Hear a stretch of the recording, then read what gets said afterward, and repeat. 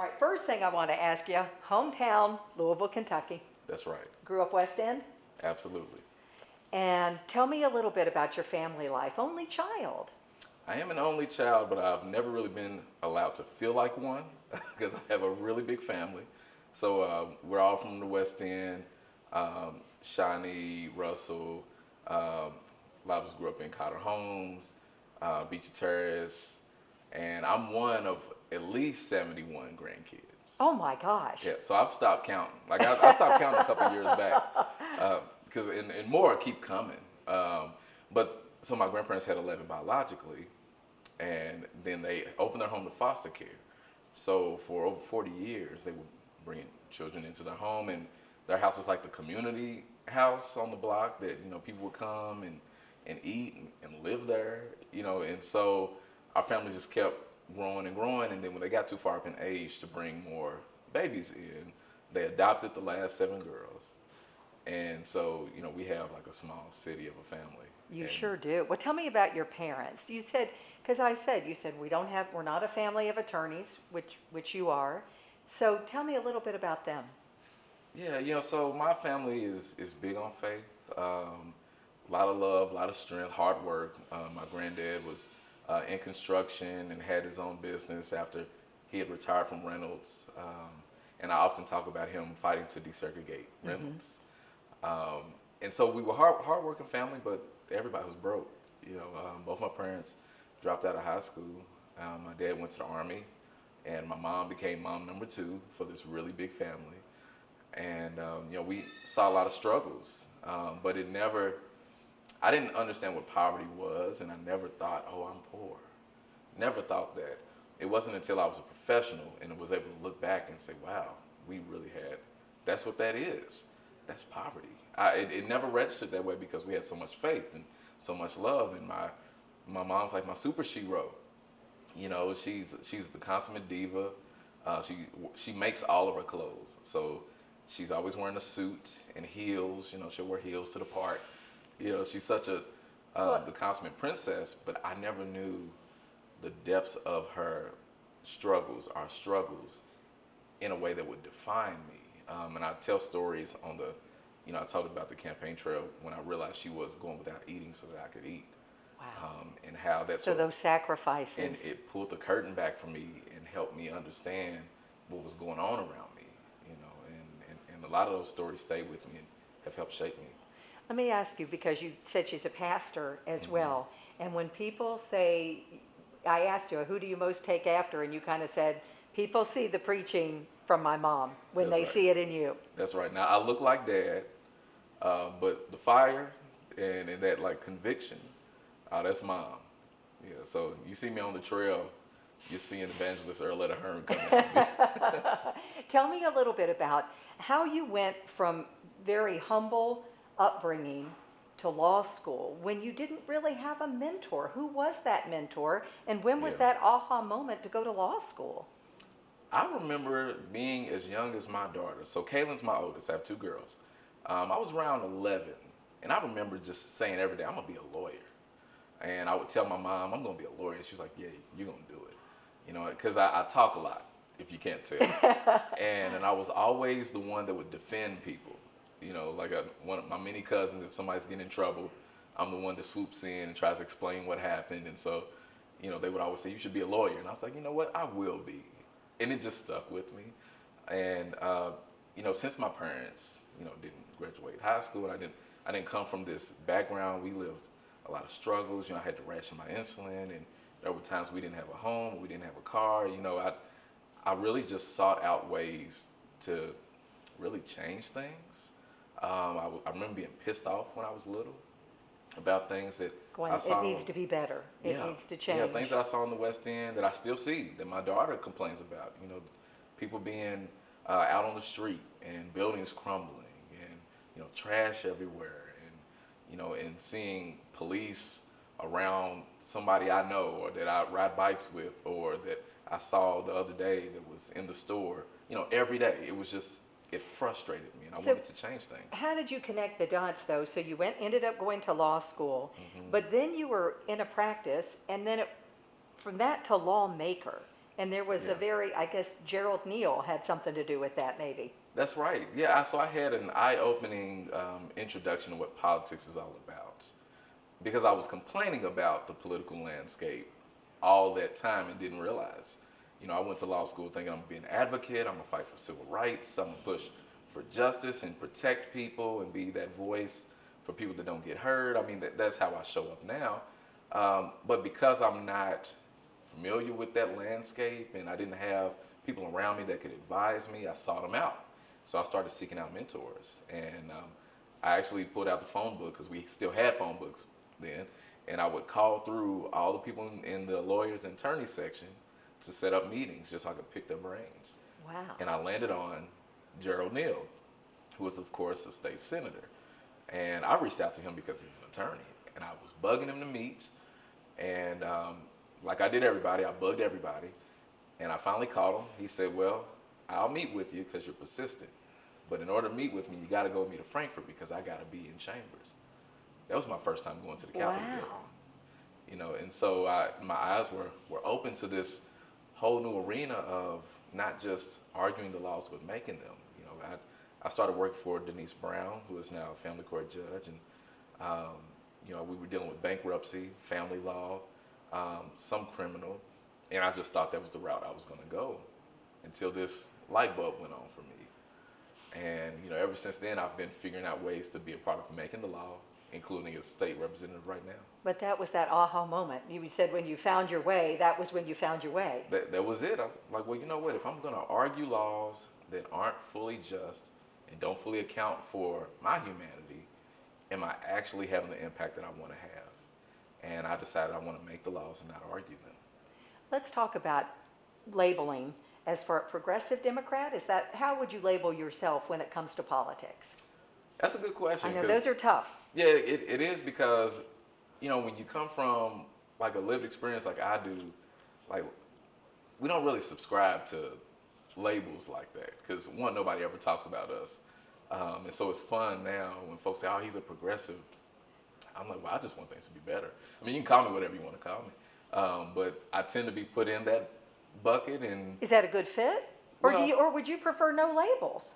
Well, I think that it's limiting because it assumes that everybody doesn't want progress. And so there's this group of people that want things to move forward and want deep-rooted change, and then there's everyone else. What I've learned is we all have so many common bonds, and at the end of the day, we're all fighting for so many of the same things that we need to do some redefining of these labels. So I push and pull. You can't really put me in a box because I'm gonna show up anywhere. I love that though.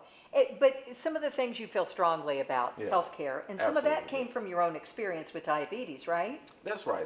A lot of the platform that I've leaned into in my career, and certainly as a legislator running for U.S. Senate, was really because of my life story.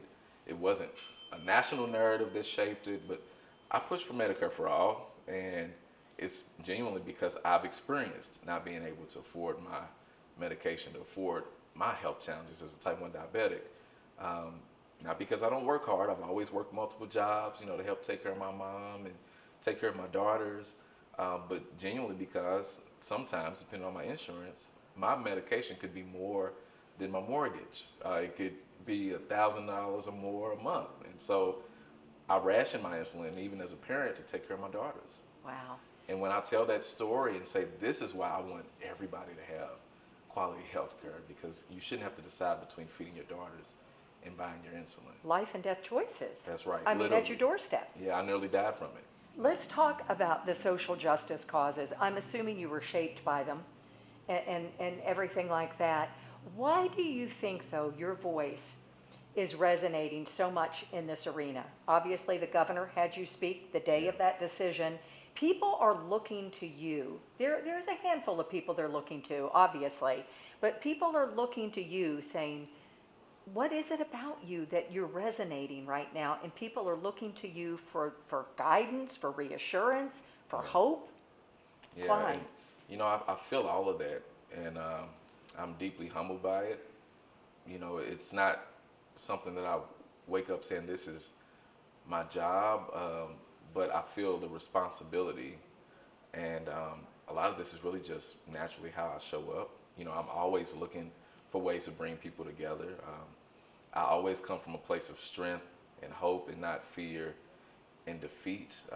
And I'm very vulnerable in my lived experiences, and I put myself out there. And so being authentic in a way that doesn't put people in their corners but brings people together, I think it resonates now because I think we all know we need that. And I know I'm not the only one, but perhaps I can lead by example to say it's okay to be your authentic self and to speak with love and still speak against structural racism and not back down from it. Because you can But be tough. absolutely, because these I are mean, tough you can issues. go after It people. it requires it. Yeah. But what we also have to do is figure out how do we meet people where they are, and that's where my faith comes in. Meeting people where they are and seeing someone that you can love. Like everyone I see, I look at them as family. And that's genuine to me. And one, because I told you, my family's really big, so Right. I'm used to seeing a whole lot of people that I'm connected to. But I think that leadership style has allowed me to build some unlikely coalitions. And we need much more of it. And that's why Hood to the Holler in my campaign was such a powerful rallying cry. Well, I will tell you, when I saw that, I have to say I thought it was genius. I really did, because I thought, who would have said Hood to the Holler and found the common denominators in Appalachia to urban Louisville, Kentucky? Where did that come from? Was it just you Yeah. getting out and seeing it and said, we're more together than we really think we are? You know, a lot of what I do is because of my faith. And I'll tell you, when that caught on and I heard people saying it, and I would go to Eastern Kentucky and they'd say from the hood. There were And I could marches. and I'd be in the West End and folks saying to the holler, it felt like one of the most powerful experiences. It felt spiritual. It felt like a shift where we were starting to see each other and realize that, wait a minute, we're not fighting one another. We're actually in this together. And But at a time when we're so polarized, as you well yeah, know. I mean, we're as polarized as probably we've been, certainly in my lifetime, but in recent history for sure.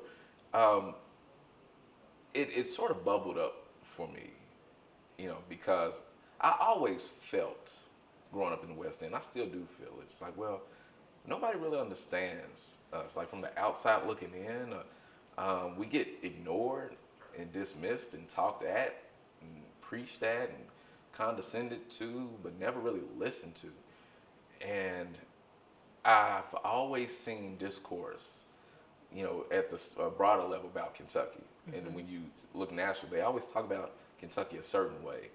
And they talk about challenges that Kentuckians face, but they never really seem to identify me in that.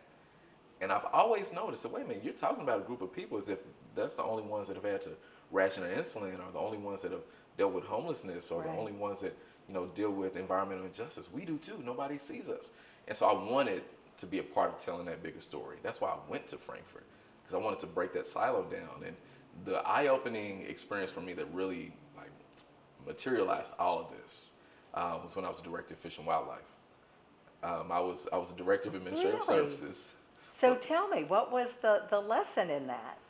So I was the director of administrative services for the Kentucky Department of Fish and Wildlife Resources, and very few people look like me there, and very few people come from where I come from there.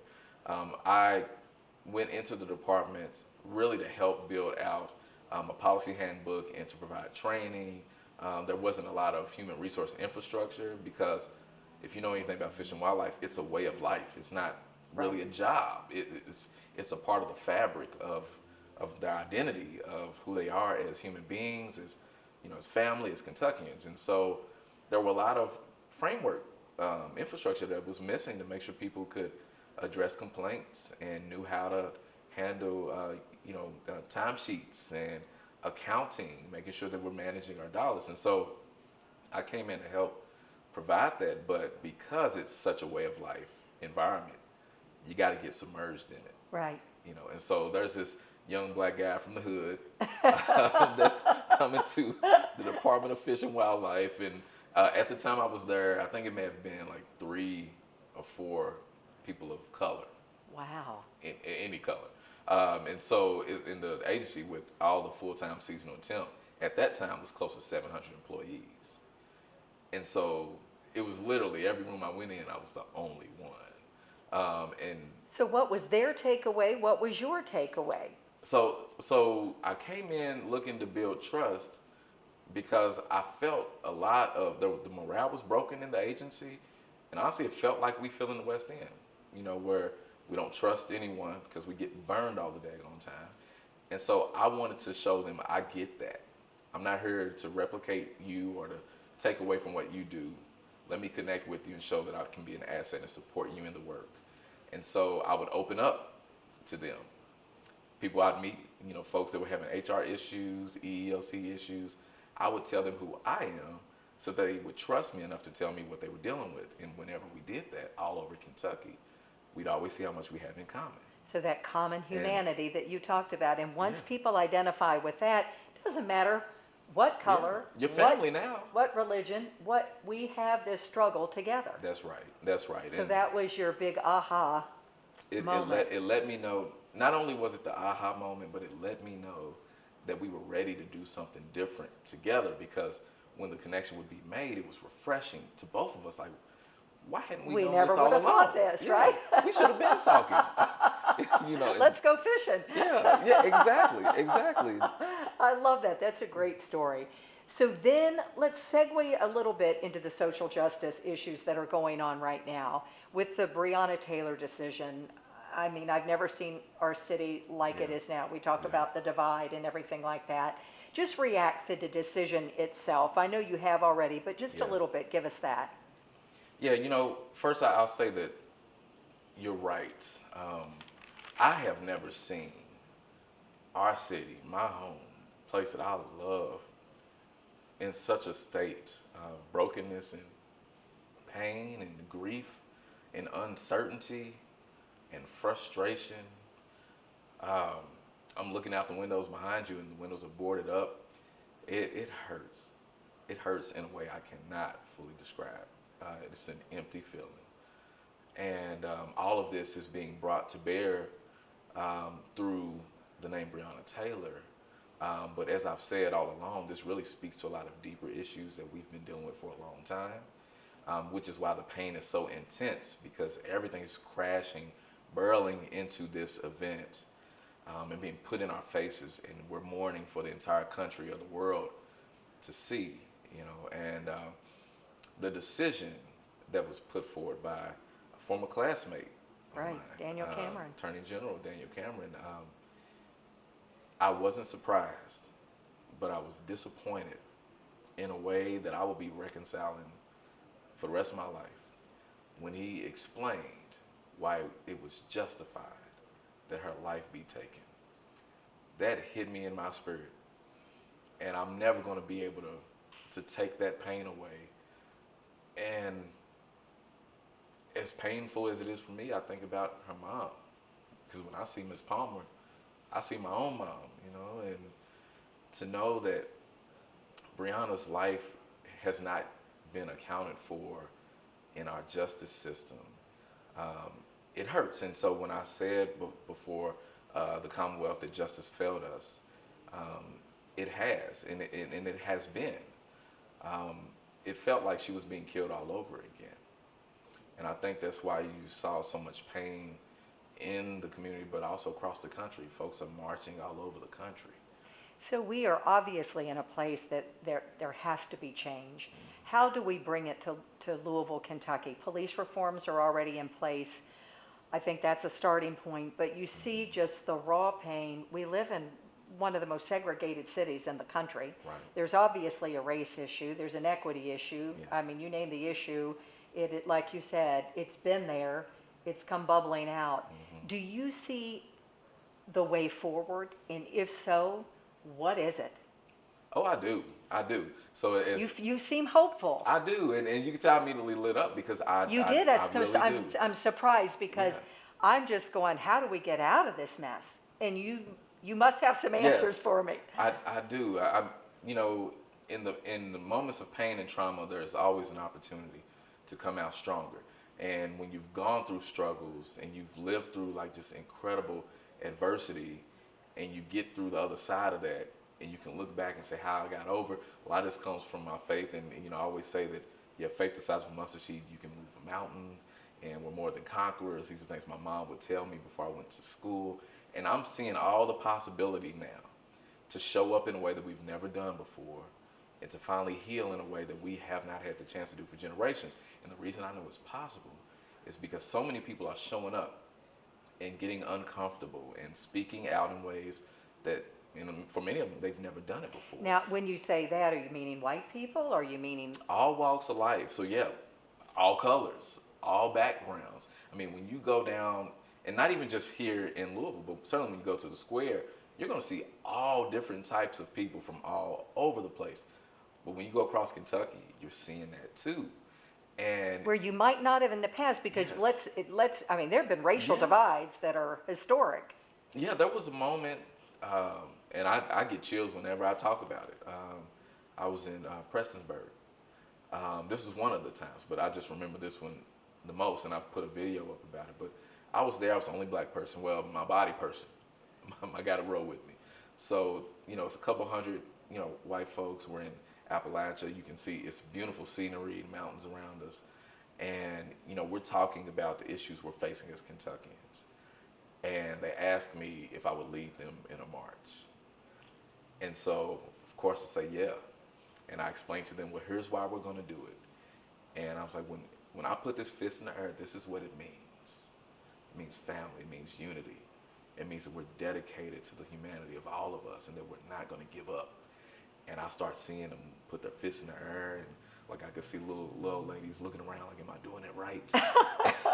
And you gave them the comfort level and the trust in you that we're going to do this. They felt seen, and they felt like it was okay for them to be in the moment and be connected to it. Because a lot of folks are so uncomfortable with these issues, they don't even deal with them. They don't even know where to start. They won't talk about them. They don't want to talk about it. They're not super connected to it from their lived experience. And so let me just ignore that. I think folks are past that right now. They feel a little more interconnected. They're being a little more introspective of what does this mean to me? Let me ask you this, with this hope though, with the national stage the way politics are right now, you still have that hope? Because when you see the divide, it's like you're here or you're here, it seems. Yeah. So how do you get us out of that? My hope is certainly not in politics, and it's not in the system. We got to change the system. So my hope's not there. My hope is in people.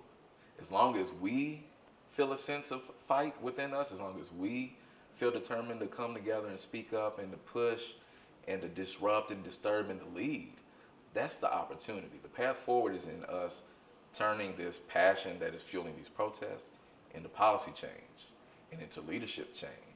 And I think me showing by an example of running essentially in the most critical race in the country, dealing with some of the most well-funded campaigns in history, and leaning into this helped a lot of people see that it's possible. Well, we're going to get to that race. All right. 35 years old. That's so right.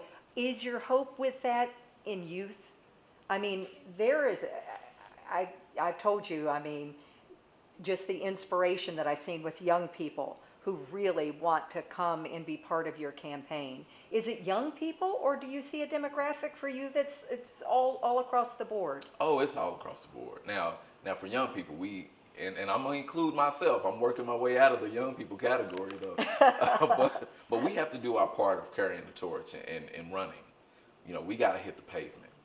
But this is requiring all of us and those that have blazed the trail before us, that provide the wisdom and provide the expertise. And we'll still get out there too with us. We all got to do it together. And that's really what my message connects to, which is why we had people from all walks of life, all income status, all backgrounds, all identities, even folks that voted for Trump, that were organizing for my campaign because they felt seen as a human being. Interesting. So even people who you think on the opposite side of Yeah. the spectrum with Trump. Let's get back to that race that you Sure. decided to lean into. At what point did you say, I'm going for that race? What was it that made you say, I'm going to try to take McConnell out? Well, for me, a lot of this, even in this moment, like how do we heal, how do we move forward, there has to be a degree of us regular folks taking the power and leading for it ourselves, and not just hoping that those who are in power now finally care about us and finally think we matter. I was working in Frankfurt as a legislator and working on bipartisan legislation and making some progress. And we kept hitting a ceiling on pretty much every issue. And the ceiling was always Mitch McConnell. He has so much control over what happens at the state level, which in thereby shapes what happens at the local level. And it was just frustrating to me that he's able to be in this position my entire life, have his thumb on everything that impacts Kentucky, and nobody's taking it to him. Nobody's fighting back for us. And what let me know that I needed to do this, because I never thought I would run for U.S. Senate. Really? Never thought I would, certainly not against Mitch McConnell. I mean, come on. So you surprised yourself? I pushed this away for a while. And, what I've learned through my faith is when something is put in your spirit and something's tugging on you. You're not giving it up. Don't run away from it, And I eventually decided, okay, I'm not going to run away from it. And it was because of the teachers. To see all of those teachers come to the Capitol building, and a lot of these folks had never been there before, all parts of the political spectrum, and they were yelling out from a sense of desperation for our children and for our future, and it was so sincere. And I just connected to that because that's why I do what I do. And to see their fight against our own mini Donald Trump, because Matt Bevin was like a mini Donald Trump, it let me know that if we had a leader that stood up and acknowledged them, the people would come together and rise up and do the work. They just needed someone to be accountable to them. And I figured, well, the only way you can take out an institution, a giant, Goliath like Mitch McConnell, is with the movement. And that's where it began. That's where it began. And oh so close in the race against Amy McGrath, and I'm sure you've heard people say a million things, if only, if only, if only. Yeah. What was your takeaway with that loss, and how much did it hurt? It hurts. It hurts even now. Still. It does, because you put all your heart and all of your essence into what you really believe, and it doesn't go the way you want it to. It hurts. But the power in it, the part where on election night I said we already won, we did. What we won is inspiring people to actually believe that things can be different and to fight back in ways that they had never done before. And I think you're going to see people running for office because of you. I believe it. I do. I believe it too. I think you're going to. I think you inspire. I'm going to help make that happen. He did it. I'm going to do it. And I think you have had that inspiration on people. You reached out to Amy McGrath. You ended up supporting her. Yeah. Have you all talked at all? Does she ask your opinion on things? I did reach out to her. We did meet. And I told her, look, we're all on the same team here. The whole country wants to get rid of Mitch McConnell. Let's do all we can. Their team is going in a direction that has not really pulled me in. But I'm here to do my part to support, which is why I'm still registering voters. I'm still getting involved to make sure people vote. I'm pushing on them. If you had her on the phone, give me the first thing you'd say to her. First thing that I would say to her is listen to the people of Kentucky. Listen to them. And be accountable to them in policy and in an authentic way. And it's not just about beating up Mitch McConnell. We got to beat him up. He's terrible. But we also have to inspire people to know that their lives are going to be accounted for once he's gone. Because him being gone doesn't just make things get better. And, I'm continuing to engage with their teams. Our teams talk regularly. We're working through some opportunities to show up together. And I did endorse her and explain that, she's someone that's showing that she's willing to work and be accountable. And we just got to make sure that actually happens. Let's talk about what's next for you. I know I can't push you too hard, but every time I hear mayoral race, I hear your name. Every time I hear the Senate race against Rand Paul, I hear your name. You hear that too. I do. Do you at least, because I know you're not going to give it to me about what you're going to do, but do you feel like local level or federal level would be your best home? I'm actually praying on that. It's hard to say because I worked in Metro Council, representing the 4th District. So we're in the 4th District with David Tandy. Worked in the mayor's office, part of the innovation delivery team. And I've worked in Congress, worked for Congressman Yarmouth, and then worked in D.C. for Congressman Gregory Meeks. And, I've seen both ends, and I know we need leadership that can show up on the ground and be connected to the people. And my prayer is just to do that, however that looks. I don't need to be in elected office. I don't need a title. I just want to do my part. And so I'm evaluating what that means. And Louisville is the engine in a lot of ways for the Commonwealth. In partnership with the Commonwealth. It's Right. not like it's Louisville and the rest of the state. We got to break those barriers down, but Louisville is central. And so leadership here is going to be critical for how Kentucky moves forward. But also, me working in Frankfurt, seeing the state level dynamics, we need statewide leadership that can make sure Louisville has the supports it needs to grow and to thrive. And so I see both sides of it. And then national. And of course, nationally helps to set the stage for not only Kentucky to thrive, but every place is saddled down by the same challenges we face. And ultimately, for me, I want the whole system to change. So can I read into that answer, because you know I'm a journalist at heart, that you have not made a decision at which level you will serve? I have not made a decision. There's a reason that we have all looked to you over the years. Well, you know I'm going to keep trying to get that out of you because people are waiting with bated breath on this. When will you make that decision? Do you have roughly a time frame? I intend to make it this year. This year. And look, I'm pushing to have it soon. I'm taking a lot of this energy in. Everywhere I go, gas station, grocery store, I'm trying to sneak in. I have my mask on, my hat down, and someone. They still know you. They still know you. You need to run, and I'm humbled by that because like I said, I don't come from any of this stuff. Well, I think you're going to run. You just don't know to which office you're. Oh yeah, I haven't run my last race, so I can tell you that. Yay! I got more running shoes. I got something definitive there. Let's talk about voting and the importance of that as we get ready to head in. I've got a few more questions for you. I could talk all day, but I don't want to do that to you. Tell me a little bit about voting and the importance of that. Voting is central. It is a part of the foundation of what democracy is supposed to mean if we do it right. If everybody's voice can be heard in shaping our society, then that means we can all be accounted for. And it's not the work, but it's central to it. And the fact that we have a history, especially in Kentucky, where a lot of people were deprived and are deprived of it, just lets you further know how important it is. I stood up on the House floor and spoke about my granddad telling me about having to guess the number of beans in a jar and having to go around to the side of the building and like vote through a little space where the colors would vote.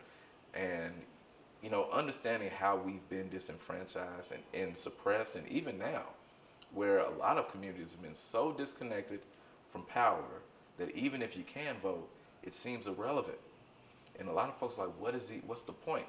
I'm trying to help prove that our power is critical.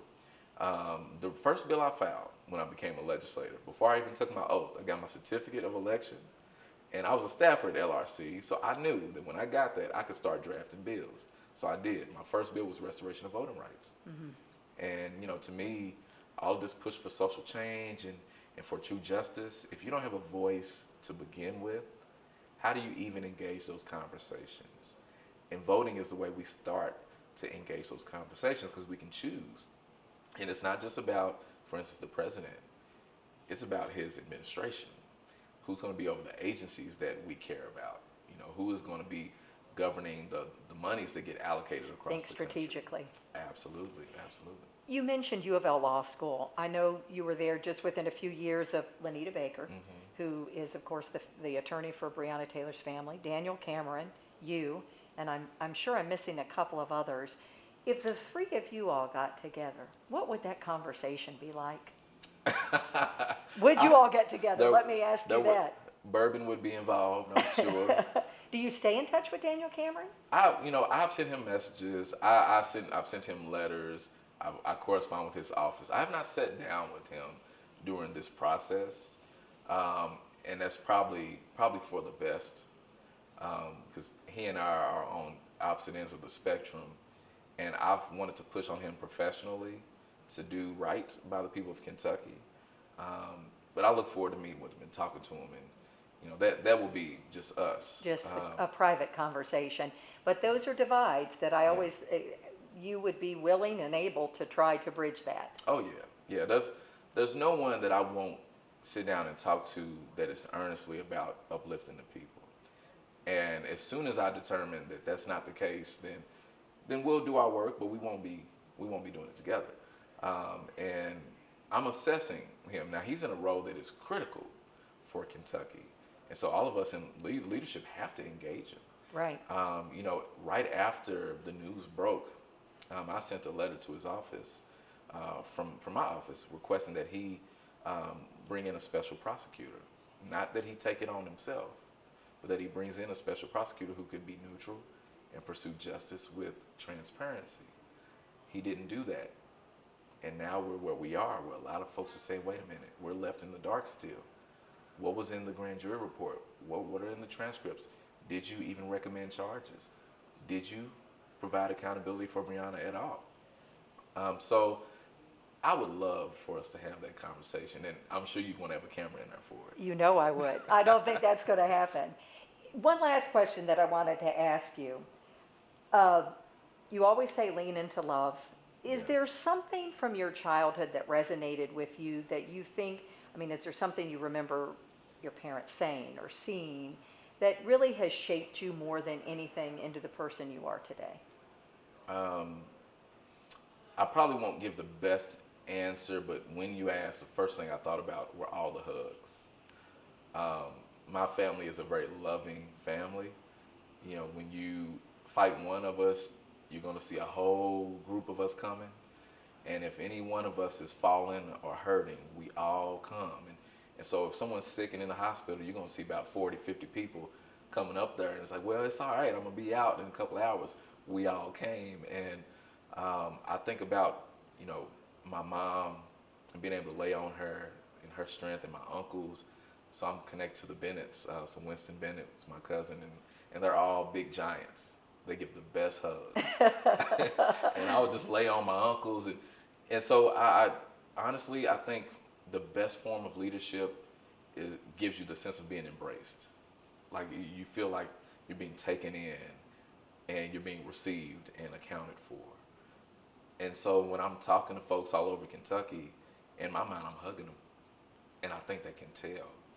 I can tell in your tweets because you have this optimism in those tweets when it's good morning. And I'm like, does this man just jump out of bed with a smile on his face? I wish. Yeah, please tell me that's not true. Sometimes you gotta encourage yourself. You gotta speak those things into existence. I am so deeply connected to my why that even on the tough days, I find joy.